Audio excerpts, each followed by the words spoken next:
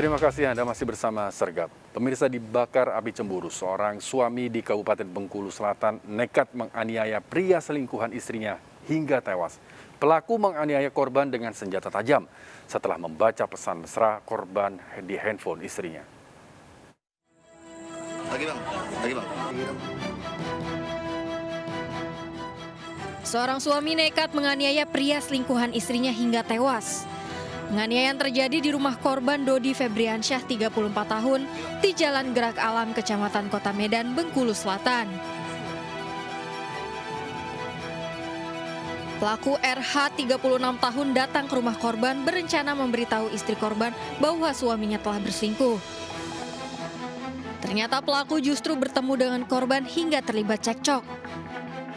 Pelaku sakit hati menganiaya korban dengan senjata tajam pada bagian dada hingga tewas.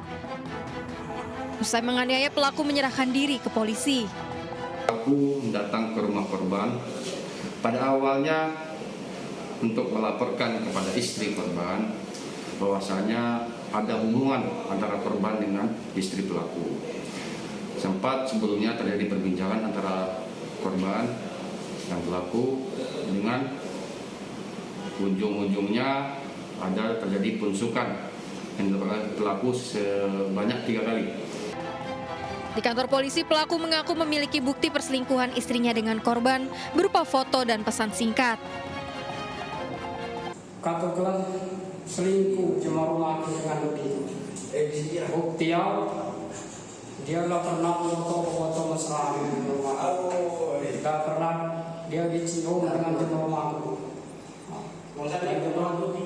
Cetan dia tuh orang yakin kaku kalau dia itu memang Selingkuh. Korban sempat dilarikan ke rumah sakit namun nyawanya tidak tertolong. Kasus ini dalam penyelidikan polisi. Dari Bengkulu Selatan, Endro Dwirawan, iNews melaporkan.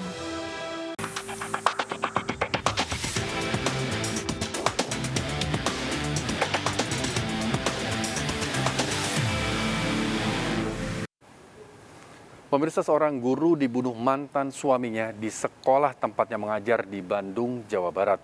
Penganiayaan ini dilakukan saat korban akan mengajar, sehingga dilihat oleh murid-muridnya. Pelaku membunuh korban karena menolak diajak rujuk setelah 15 tahun bercerai.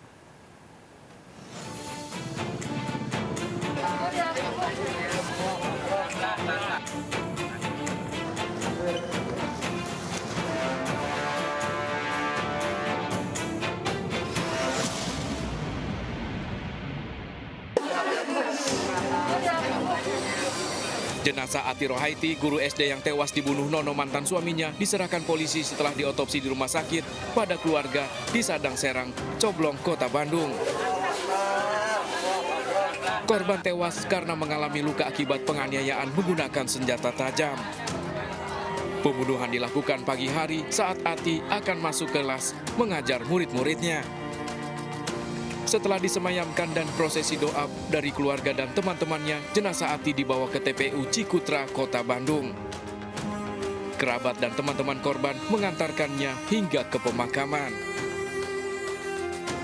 Ati meninggalkan 2 anak dari hasil pernikahannya dengan Nono, bahkan kematian Ati 5 hari menjelang pernikahan putri bungsunya.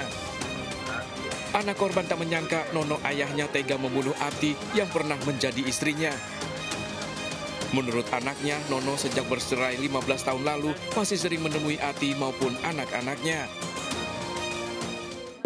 Nah, kalau saya sama papa itu sebenarnya hubungan baik. Masih dikatakan hubungan masih cukup baik, masih sering komunikasi, ngobrol segala macam, nanya-nanya segala macam. Jadi kalau perihal antara saya sama papa tuh masih hubungan baik dan aman-aman aja, sebenarnya nggak pernah ada masalah lah. Sejauh ini masih aman. Bahkan menjelang pernikahan putri bungsunya, Nono lebih sering menemui untuk bisa terlibat dalam acara pernikahan. Kejadian ini tuh sebenarnya dipicu sama adik gitu ya, mau pernikahan adik. Jadi mungkin yang namanya papa pasti masa sih nggak mau nerima saya sebagai wali, dan mungkin ya dari segi adik juga, pihak adik saya tuh emang dasarnya saja sudah seperti itu ya pasti gak mau dilibatkan gitu. Diakui keluarga selama ini putri bungsu Ati memilih menjauhi Nono ayah kandungnya. Kalau dari segi hubungan antara papa sama adik itu sebenarnya mas kurang harmonis ya, soalnya emang gak pernah ngobrol juga, empat mata gak pernah banget. Karena dari segi adik tuh bukan emosi tapi kayak nggak mau tahu antara sosok ayah gitu. Jadi sosok ayah tuh lebih nggak mau tahu gitu. Jadi lebih bodo amat. Dan adik sendiri tuh sebenarnya sudah kayak melupakan lah gitu. Jadi lebih menganggap yang sebagai orang tua tuh saya gitu. Menurut kerabat Ati, meski sudah bercerai, Nono masih sering cemburu. Sih selalu ngejar-ngejar gitu. Jadi setiap tante saya punya pasangan pacar gitu selalu dikejar, dicegat lah gitu. Mau nikahin anak yang bungsu. Nah masalahnya itu karena mau pernikahan aja. Jadi anaknya tuh nggak mau ada bapaknya. Bapaknya pengen ada anak, bapaknya pengen ada di pelaminan, sementara anaknya nggak mau ada bapaknya karena selama 22 tahun itu yang pembunuhnya tidak mengurus anaknya. Gitu. Ati Rohaiti dibunuh Nono pagi hari di halaman sekolah SD di daerah Sadang Serang, Koblong, Kota Bandung. Guru kelas 5 SD ini tewas di teras kelas tempatnya mengajar. Pembunuhan membuat warga yang berada di sekitar sekolah marah. Nono tetap berada di lokasi pembunuhan dengan membawa senjata tajam. Nono diamankan dan menyerahkan diri pada polisi yang datang ke sekolah. Warga yang emosi berupaya menganiaya Nono saat akan dibawa ke dalam mobil. Seluruh murid dipulangkan karena banyaknya darah di halaman sekolah. Diduga Nono telah merencanakan pembunuhan. Dia memang sudah nekat karena saya juga tidak nyangka karena waktu hari Jumat kita sudah berdamai, saya, beliau, Bu Ati sama pihak kepolisian sudah berdamai, tetapi tidak menyangka akan kejadian seperti ini. Begitu saja jadi. Pelaku sendiri bawa sajam jenis apa berarti Pak? Pisau dapur yang ukurannya agak besar. Sepekan sebelum terjadi pembunuhan, pihak sekolah membantu menyelesaikan permasalahan Ati dengan mantan suaminya. Nono bahkan sering mendatangi korban saat kegiatan belajar mengajar. Tetapi mungkin rasa dendam yang tahu lama, jelas terjadi ini. Alasan si suami waktu itu, beliau adalah yang mau nikah itu adalah anak kandungnya.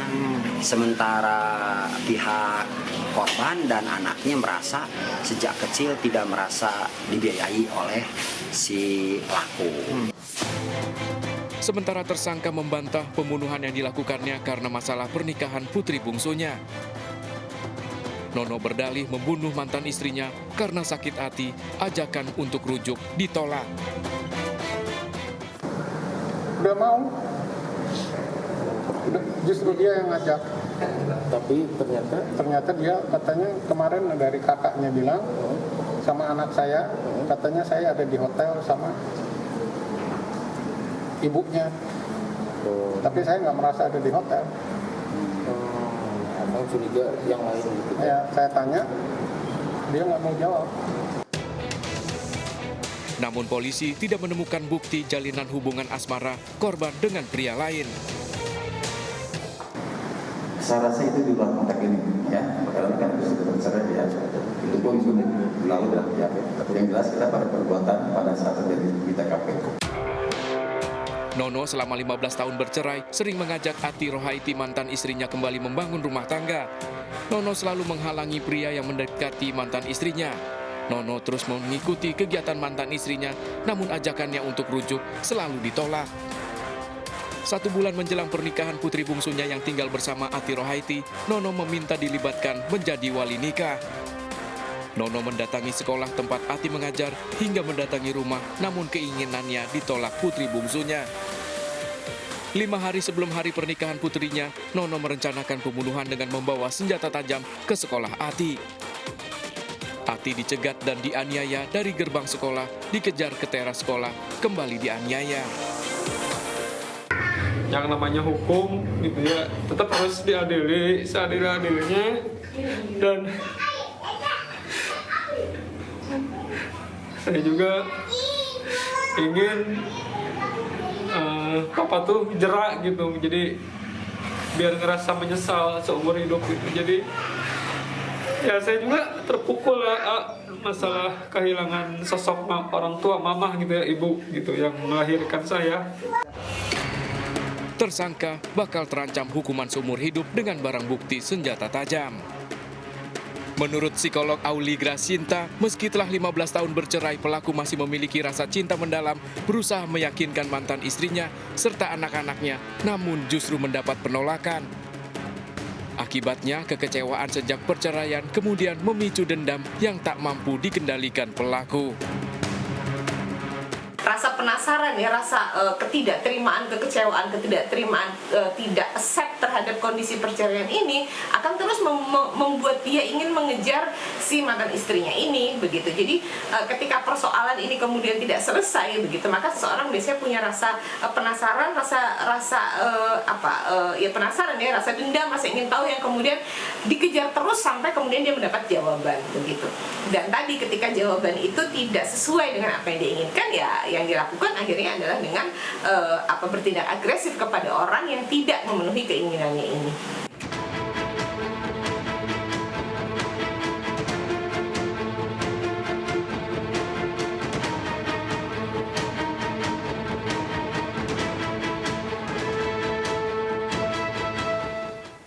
Seorang mantan anggota DPRD kedapatan mencuri kelapa sawit.